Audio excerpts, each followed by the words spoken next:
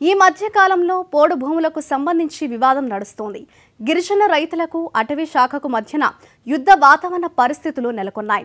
గిరిజనుల హక్కులను గుర్తించకపోవడం వల్లనే ఈ సమస్య మొదలైందని నిపుణులు సునీల్ కుమార్ పేర్కొన్నారు. అసలు ఏమిటి పోడు భూముల సమస్య? ఈ సమస్యకు ఎలాంటి పరిష్కారం అవసరం? పోడు భూములు ఉన్నవారు ఆ భూములకు హక్కులు పొందడం ఎలా? అటవీ హక్కుల చట్టం ఏం చెబుతుంది? ఇప్పుడు చూద్దాం. పోడు భూముల సమస్య ఈ రోజుది కాదు, బ్రిటిష్ కాలం నుంచి, ఆ మాటకొస్తే అంతకంటే ముందు నుంచి కూడా తరతరాలుగా అడవుల మీద ఆధారపడి ఉన్న వ్యక్తులు ఎవరైతే ఉన్నారో, గిరిజనులు ముఖ్యంగా, కొంతమంది గిరిజనేతరులు కూడా అడవులనే ఆధారంగా అడవుల్లోనే బతుకుతున్న వాళ్ళు ఉన్నారు. వాళ్ళ హక్కులని గుర్తించకపోవటం వల్ల వచ్చిన సమస్య. చట్టం ఏమంటుందంటే, ముందుగా 1980 లోపు ఎవరైతే గిరిజనులు అటవీ భూములు సాగు చేసుకుంటున్నారో, హక్కులు ఉన్నాయో వారిని గుర్తించి హక్కుపత్రాలు ఇవ్వాలి, గుర్తించి పట్టాలు ఇవ్వాలి అన్నారు. అది అమలు కాలేదు. ఆ తర్వాత ఒక కీలకమైన చట్టానికి భారత పార్లమెంట్ 2006లో ఆమోదముద్ర వేసింది. దాన్నే అటవీ హక్కుల చట్టం అంటాం, ఫారెస్ట్ రైట్స్ యాక్ట్ అంటాం. ఈ చట్టం ఏమంటుందంటే, ఎవరైనా గిరిజన కుటుంబానికి చెందిన వ్యక్తులు డిసెంబర్ 13, 2005 నాటికి పోడు భూమి సాగు చేసుకుంటూ ఉన్నట్లయితే వారికి హక్కుపత్రం ఇవ్వాలి అంటుంది చట్టం. ఆ డేట్ ఎందుకంటే ఆ తేదీన ఈ చట్టాన్ని పార్లమెంట్లో ప్రవేశపెట్టారు కాబట్టి దాన్ని కట్ ఆఫ్ డేట్ కింద తీసుకోవటం జరిగింది. ఎంత భూమికి ఇవ్వాలి హక్కుపత్రం? వాస్తవంగా ఎంత భూమి సాగు చేసుకుంటూ ఉంటే అంత భూమికి హక్కుపత్రం ఇవ్వాలి. 10 ఎకరాలకు మించకుండా. 10 ఎకరాల లోపు ఎంత ఉంటే అంతకి ఇవ్వాలి. మరి నాన్ ట్రైబల్ అయితే, గిరిజన రైతులు అయితే కనుక 1930 నుంచి ఆ కుటుంబము ఆ భూమి అనుభవంలో ఉన్నట్టుగా ఆధారాలు ఉంటే గిరిజనేతర కుటుంబానికి కూడా హక్కుపత్రాలు ఇవ్వడానికి చట్టంలో అవకాశం ఉంది.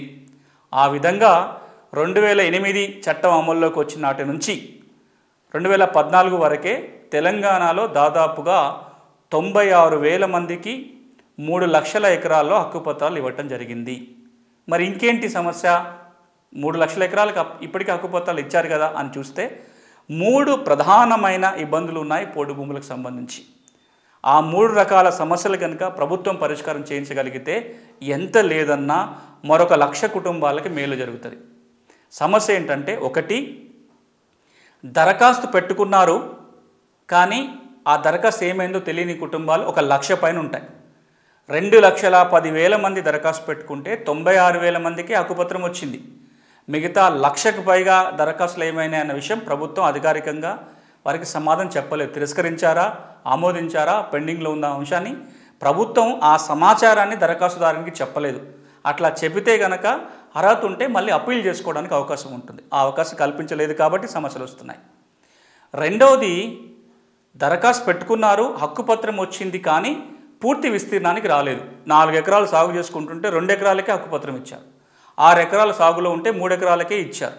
అంటే ఇప్పుడు వారి సాగులో ఉన్న కొంత భూమికి హక్కుపత్రం ఉంది, కొంత దానికి లేదు. వారందరికీ కూడా ఈ రోజున సమస్య అవుతుంది. హక్కుపత్రం లేదు కాబట్టి అటవీ చట్టం ఉల్లంఘించినట్లు అవుతుంది ఆ భూమి సాగు చేసుకుంటే. ఇక మూడవది, రెవెన్యూ ఫారెస్ట్ మధ్యలో గెట్టు తగాదాలు ఉన్నాయి. 1-2 ఎకరాల్లో లేవు. దాదాపుగా 5-6 లక్షల ఎకరాలలో ఈ 2 శాఖల మధ్యలో గెట్టు తగాదా ఉంది.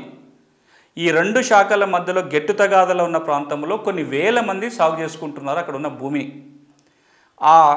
ఎవరైతే సాగులో ఉన్నారో, అటవీ హక్కుల చట్టం ఏమంటుందంటే, ఈ అటవీ భూమి రెవెన్యూ భూమి అని తేలేంత వరకు ముందుగా హక్కుపత్రం ఇవ్వాలి. ఆ తర్వాత సర్వే చేసి ఆ హద్దుని నిర్ణయం చేయాలి. హద్దుని నిర్ణయం చేసినప్పుడు అది అటవీ భూమిగా తేలితే హక్కుపత్రాన్ని కొనసాగించాలి. రెవెన్యూ భూమిగా తేలితే రెవెన్యూ చట్టాల ప్రకారం పట్టాలు ఇవ్వాలి అంటుంది. కానీ ఈ గెట్టు తగాదాలు ఉన్న ప్రాంతంలో ఇప్పటి వరకు కూడా హక్కుపత్రాలు జారీ చేయలేదు. అది మూడో సమస్య. ఇక నాలుగోది, అటవీ భూములలో రకరకాల అటవీ భూములు ఉన్నాయి. ఒక విచిత్రమైన అటవీ కేటగిరీ ఏంటంటే డీమ్డ్ ఫారెస్ట్. అంటే అది ఫారెస్ట్ కాదు కానీ ఫారెస్ట్గా భావిస్తారు. ఇదేంటి కొత్త రకమైన ఫారెస్ట్ అంటే, ఇట్లా ఈ డీమ్డ్ ఫారెస్ట్ ఒక 3-4 లక్షల ఎకరాల్లో ఉంటుంది. అటవీ చట్ట ప్రకారము ఏ భూమినైనా అటవీ భూమిగా మార్చే అధికారం ప్రభుత్వానికి ఉంటుంది. అట్లా మార్చడానికి ఒక ప్రక్రియ ఉంటుంది. సెక్షన్ 4 కింద నోటిఫికేషన్ జారీ చేసిన దగ్గర నుంచి ఫైనల్ నోటిఫికేషన్ జారీ చేసేంత వరకు ఒక ప్రక్రియ. అక్కడ ఎవరికైతే హక్కులు ఉంటాయో వాళ్ళని సెటిల్ చేసిన తర్వాతనే దాన్ని పూర్తి అటవీ భూమిగా మార్చాలి. అట్లా సెక్షన్ 4 మాత్రమే జారీ చేసి ఫైనల్ నోటిఫికేషన్ రాకుండా ఉన్న భూమి ఒక 4 లక్షల ఎకరాల వరకు ఉంటుందని అంచనా. అక్కడ ఎవరైతే సాగు చేసుకుంటున్నారో ఆ భూమి ఇంకా అటవీ భూమిగా మారలేదు, కానీ ఈ లోపల అటవీ శాఖ దాన్ని అటవీ భూమిగానే పరిగణిస్తుంది. అందుకే దాన్ని డీమ్డ్ ఫారెస్ట్ అంటున్నారు. ఇప్పుడు ఎవరైతే డీమ్డ్ ఫారెస్ట్లో భూమి సాగు చేసుకుంటున్నారో అటవీ హక్కుల చట్ట ప్రకారం హక్కుపత్రం ముందు ఇవ్వాలి.